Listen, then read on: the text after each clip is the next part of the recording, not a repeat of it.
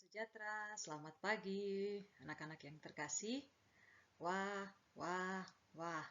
Belajar di pagi hari ini kita bersama-sama akan belajar tentang tugas pokok, krikma, liturgi, dan diakonia. Jadi tugas pokok dari krikma itu apa? Dari krikma itu apa? Tugas pokok dari liturgia itu apa?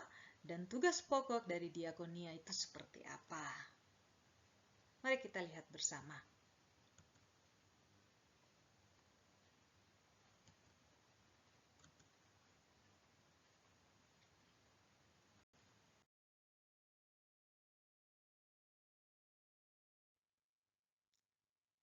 Yang pertama, krikma. Peranan sabda Allah di sini tidak cukuplah diandaikan saja.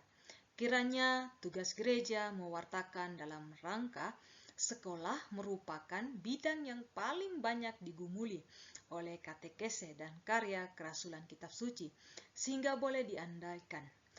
Mungkin tugas utama sekolah, khususnya sekolah Katolik, ialah membantu murid tumbuh berkembang dalam komunikasi iman.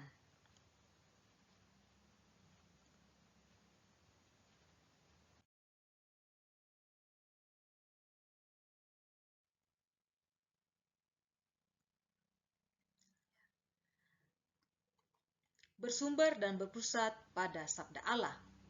Pastoral sekolah tidak hanya bertujuan untuk mencerdaskan anak, melainkan juga menunjukkan makna hidup yang lebih mendalam, seperti yang terbuka dalam cahaya iman.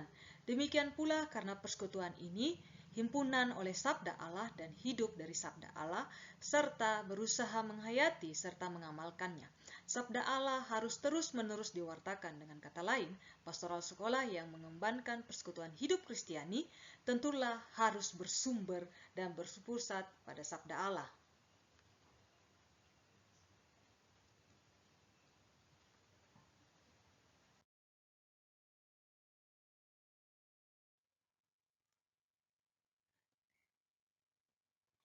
Soal hubungan dengan mereka yang berkeyakinan lain. Jadi tentu di dalam sekolah kadang ada anak-anak yang beragama lain, ada teman-teman yang beragama lain selain Katolik. Pastoral sekolah terbuka bagi masyarakat non-Katolik, baik itu sebagai murid maupun sebagai guru dan karyawan. Keterbukaan pastoral sekolah ini menimbulkan aneka masalah hubungan dengan iman, baik dalam pihak umat Katolik atau sekolah Katolik yang sendiri yang mengembangkan ciri khas Katolik, maupun dari pihak mereka yang berkeyakinan lain karena peraturan agamanya sendiri memperkaya. Asalkan ada suasana keterbukaan, kebebasan, dan penghargaan timbal balik terhadap martabat pribadi masing-masing. Tak peduli apa keyakinannya, yang dalam komunikasi tak dipersoalkan, terkait dengan hubungan dengan keyakinan.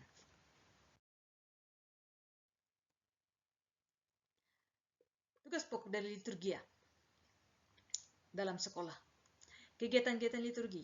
Yang pertama, petugas pastoral, artinya ketika nanti anak-anak melihat petugas pastoral sekolah harus mengusahakan keterselenggaraannya perayaan Ekaristi atau ibadat sabda untuk siswa Katolik.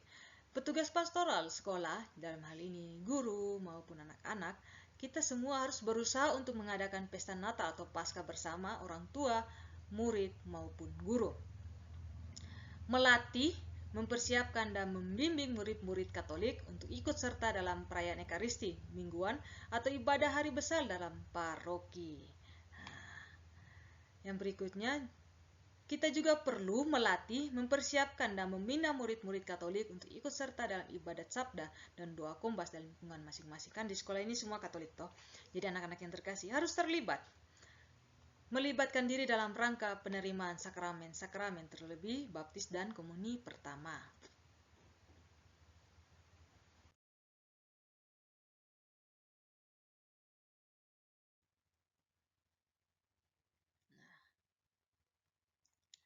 Sekolah perlu mengusahakan agar peran utama Katolik yang ada di sekolah sesuai dengan kemampuannya, melibatkan diri dalam rangka penerimaan sakramen permandian dengan ikut serta mempersiapkan calon pemandi dan mengajak agama sampai dengan ucara permandian.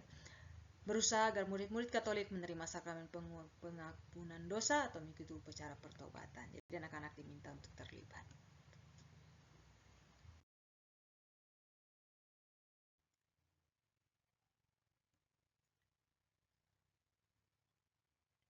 Liturgi, tugas merayakan iman.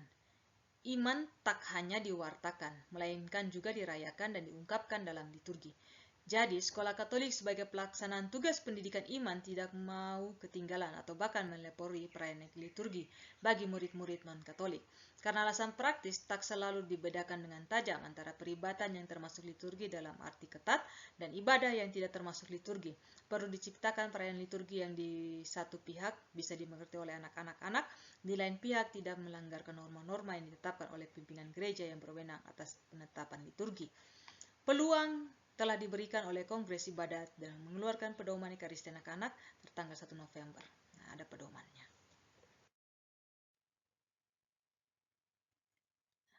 Perayaan liturgi sebagai sumber dan puncak Kristiani. Dokumen Konsili Vatikan II berani menyatakan liturgi adalah puncak yang dituju oleh kegiatan gereja dan serta merta sumber segala daya kekuatan. SC nomor 10, pernyataan tersebut diutarakan setelah terlebih dahulu ditandaskan bahwa liturgi bukanlah satu-satunya kegiatan gereja. SC 9, kesimpulannya diperlukan persiapan perayaan liturgi baik jangka panjang berupa pendidikan liturgi maupun jangka pendek berupa penjelasan dan pendalaman materi maupun perihal teks dan sebagainya agar perayaan liturgi sungguh mengena dan menjadi sumber dan puncak hidup umat Katolik di sekolah.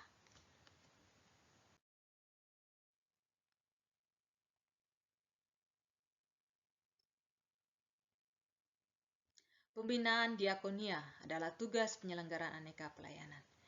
Yang pertama, pelayanan manusia seutuhnya. Yang dilayani ialah manusia seutuhnya yang diharapkan menjadi manusia yang makin seutuhnya, artinya menuntut aneka kebutuhan, kemampuan, dan aneka aspeknya. Pembagian tugas, pelayanan manusia seutuhnya tak berarti bahwa gereja atau sekolah harus melakukan segalanya. Jadi, anak-anak yang terkasih. Dalam masyarakat yang ditandai perbedaan, perubahan, kekuasaan daerah, ketentuan, maka diperlukan pembagian tugas yang serasi dan efisien, pembagian tanggung jawab dan kewenangan yang jelas dalam menerapkan prinsip kepentingan umum, solidaritas dan subsolidaritas. Dalam pembagian tugas ini, gereja dalam hal ini sekolah Katolik dapat mengutamakan tugas-tugas dan bidang-bidang yang lebih dekat pada kompetensi dan tugas-tugasnya, yakni pengembalaan, pembimbingan, dan pembinaan spiritual intelektual tanpa mengesampingkan tugas atau bidang yang ditempuh.